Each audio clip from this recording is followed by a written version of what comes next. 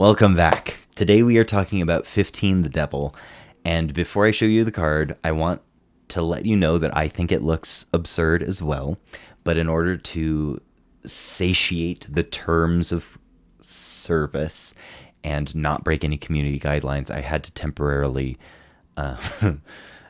censor the image on this card because evidently there are so many folks who are just absolutely terrified of basic mammalian anatomy,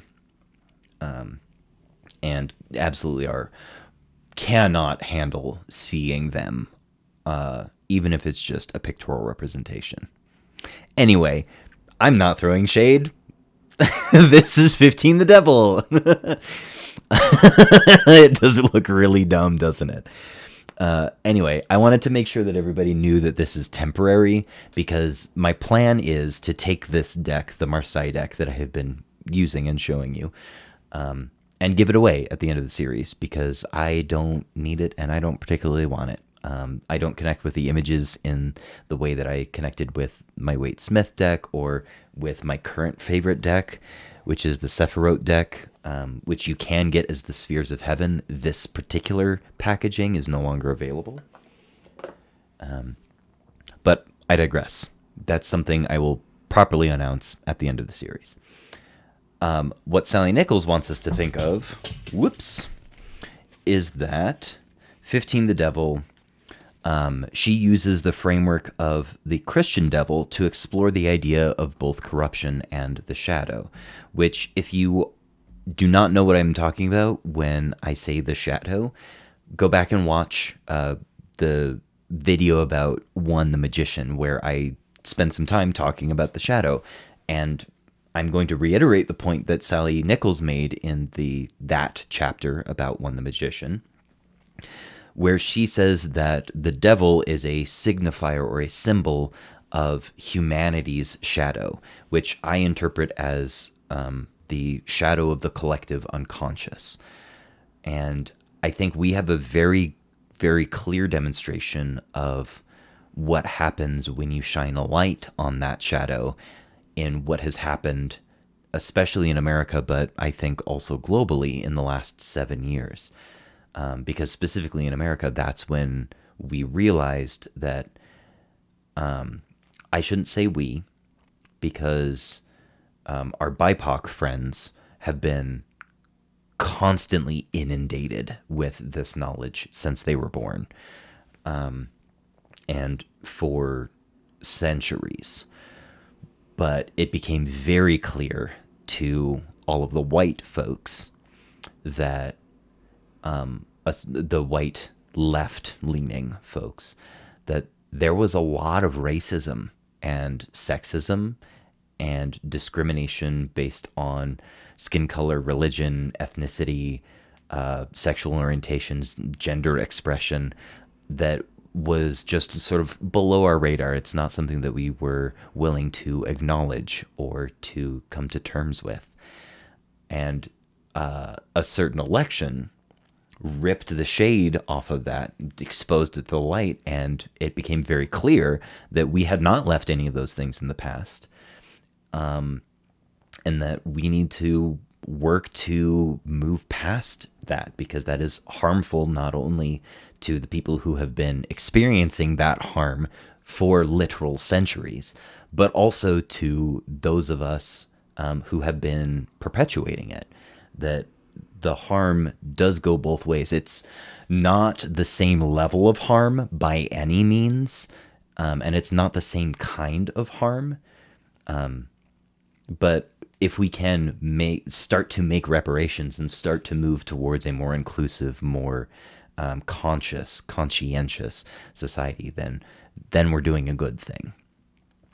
Anyway, the reason I bring that up is because that's essentially what it's like to look at your own unconscious and to look into your shadow, to bring light to those ugly, hateful, malicious parts of yourself that we don't want to recognize, that we don't want to admit are actually there inside of us. But it's absolutely necessary and super important to do that for yourself. And I'm flipping to a page because there's a note here that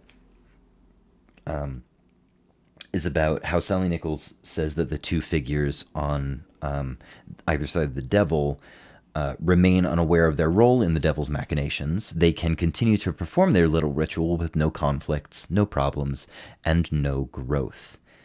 And in the margin, I said that this reminded me of a throwaway comment from my friend Zach, who was the drummer in my band for a while. Was the drummer in my band while it was a band. And it radically changed how I thought about life. And it was just that growth is life. That learning and stretching yourself and widening your perspective, growing as an individual in any way, is how you continue to be alive. And this is also something that had sort of been pushed towards me by my father while I was growing up, because he very much believes that the moment that you stop learning is the moment that you die. And it's not that, like, if you suddenly choose to stop trying to take in new information and process it and then be able to apply it to your life, that your physical body just says, nope, I'm done, goodbye. It's instead that there's so much to know and so much to learn and so much to experience that if you aren't actively trying to pursue learning something, incorporating something new into your life, then you have died. And what's the point of continuing on if you aren't trying to incorporate new things? Which I know isn't a philosophy that everybody agrees with, but I think fits in very well with the idea of this card, especially that second part, or rather the former part, corruption. I learned this card as a card about stagnation, being stuck in a place and sort of festering there because of the lack of change and growth, which reminds me of like how a standing puddle of water can be clear and beautiful and life-giving, but if it stays undisturbed for too long, it starts to grow things that are harmful to the sort of environment around it.